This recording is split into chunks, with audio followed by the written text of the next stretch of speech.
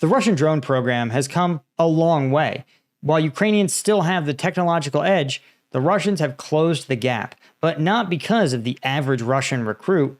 No, it's in fact a secret Russian drone program that has been wreaking havoc on Ukrainian front lines for months. But Radio Europe has exposed inside this secretive unit. Let's talk about Russia's Rubicon.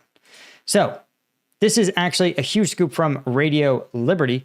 This is inside Rubicon, the elite Russian drone unit. Now, one of the things that's pretty crazy, they talk about the fact that this unit essentially was deployed first to Kursk in August 2024. And in Kursk, we've talked about the fact that Ukrainian forces have had a massive challenge to maintain supply lines into Kursk. Now, some of this was by virtue of the terrain itself, right? We talked about the fact that Kursk was literally a salient, right? That basically ran all the way up here, something like 50 square miles. And, you know, when you have this kind of bubble, it does make you quite vulnerable. But it wasn't fundamentally different from the area around Sumy, where Ukrainian defensive efforts have been considerable. So why then was the Kursk incursion so difficult to keep troops supplied? The answer was, sure, Russian regular units and North Korean troops, but also this little-known elite Russian drone unit. Now, this the small drone team that was sent was part of a larger organization called Rubicon, and this is reportedly a unit that does two things. It innovates and adapts very rapidly, and it is also elite drone pilots and an elite really drone operation.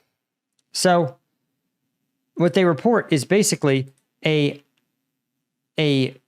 Rubicon is a small island, for lack of a better term, in the Russian military that receives the best technologies, the best research, the best managers, and therefore produces some of the best battlefield effects. One analyst described it, quote, Rubicon has brilliant management, works systematically, selects the best personnel, provides training, and supplies all necessary resources. They pour money into it. She continued, quote, everyone who knows how Rubicon works agrees on one thing. It is very effective. It is a system while most of the front line is in a state of chaos. Right? Now, the commander is a relatively innocuous-looking 37-year-old former artillery and marine infantry officer who, of course, has had all his social media profiles scrubbed. But what's interesting, again, a recruiter for Rubicon candidates said that the unit bonus is nothing special, $36,000, pretty standard, but it acquires and develops new drone technologies and also tests new tactics and trains the drone operators themselves. There are 7 known Rubicon units, each with about 150 personnel. Now, they think that Rubicon actually has a base inside of Moscow, but what's most interesting to me is the not so much that, yeah, the Russians have a really well-run drone unit that really systematically takes apart Ukrainian drone units, but that they're constantly rushing to adapt countermeasures. As they point out, as Ukrainians have explored more and more of these netting-lined tunnels and MSRs, right? Ukrainian drone operators are experimenting with drones that drop nets to tangle Russian drones. In turn, you also have Russia and Ukraine building these fiber optic drone fleets, right? Rubicon was essential to scaling those up and developing some of these key new tactics. And again, as they point out, Ukraine was able to get some of this first mover advantage, but supposedly Rubicon actually pioneered some of these fiber optic drones on the Russian side.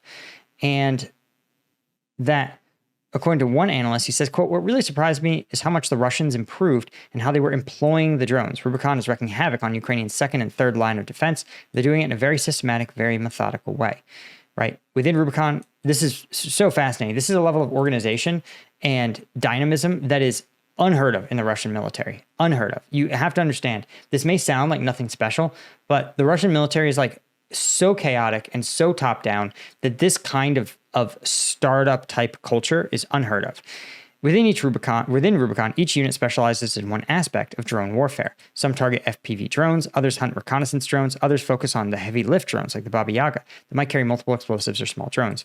They also specialize in electronic warfare and radio signal reconnaissance, effectively locating Ukrainian drones and their operators.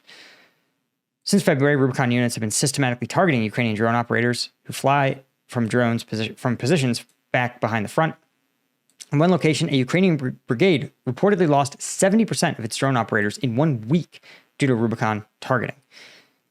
And so, 25% of Rubicon strikes hit other drones, 15% targeted radar and communications and electronic warfare systems. And what I thought was also interesting is that infantry commanders actually are really working to try to work with Rubicon, because they also find that these Rubicon guys have really excellent reconnaissance. And I think that's the biggest takeaway here. Again, when you hear things like, 70% of drone operators, that's not just being diligent, okay? That is innovating new tactics, right? One of the other things, for example, that we've heard when they talk about having a drone unit focused on the Baba Yaga, the Ukrainian heavy lift drones, is that one of the things they did is actually found that the Baba Yaga has a distinct thermal signature. And once they were able to mark that thermal signature, that it was actually easier to take them out when they flew at night. So Ukrainian, a lot of resupply folks run their heavy lift drones now during the day, because they're actually it's actually easier to remain concealed, to fly lower, or to sort of zip around. But this kind of tactical innovation, right? When you say, okay, remember, the Baba Yaga was terrifying Russian troops for 2 years. And then something happened, and somebody in the Russian military was like, hey, why don't we see if it has a signature that we can detect on a thermal? And once they found that, they said, oh, well, once we can spot the signature, then we just throw an FPV at it and knock it out of the sky.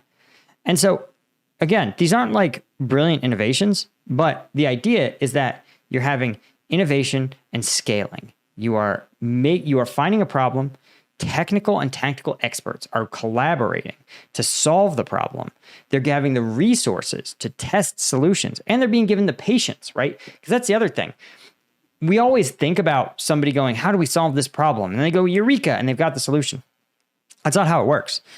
They could have sat there and said, okay, how do we detect this Baba Yaga? Okay, well, let's see if we can figure out its radio frequency signatures. And they said, no, it uses the same frequency as everything else. Okay, what if we used audio signature? Why don't we try audio detection? And they said, no, okay, well, that doesn't work. It gets too close before we can detect it. And then they said, well, what if we try to do some sort of mapping of flight paths or something? And that didn't work. And then finally, somebody was like, well, why don't we see if we can see it in thermals and develop a profile of it. And then that was the thing that worked. Someone had to give these troops the patience, and these troops had to live long enough to test all of these strategies and learn. And that's one of the things we've kind of talked about here. That's one of the core Russian military flaws, is that for a long time, they literally weren't living long enough to actually acquire meaningful military experience. But the creation of these little islands of innovation, these little pockets of flexible, innovative units, is changing that reality. And for Ukraine, who generally has units that last longer and who has a much more robust defense industrial base, right? They have incubators like the Brave One. They are able to tap into the tech innovations of Western Europe and even the United States, that Ukraine still, I think, is able to out-innovate. But again, units like this Rubicon, where are really thriving in that place where the rubber meets the road, where the tactical meets the operational and the technological. That is the sweet spot. And there's a lesson there for not just the Ukrainian military, but for the American military and Western militaries around the world.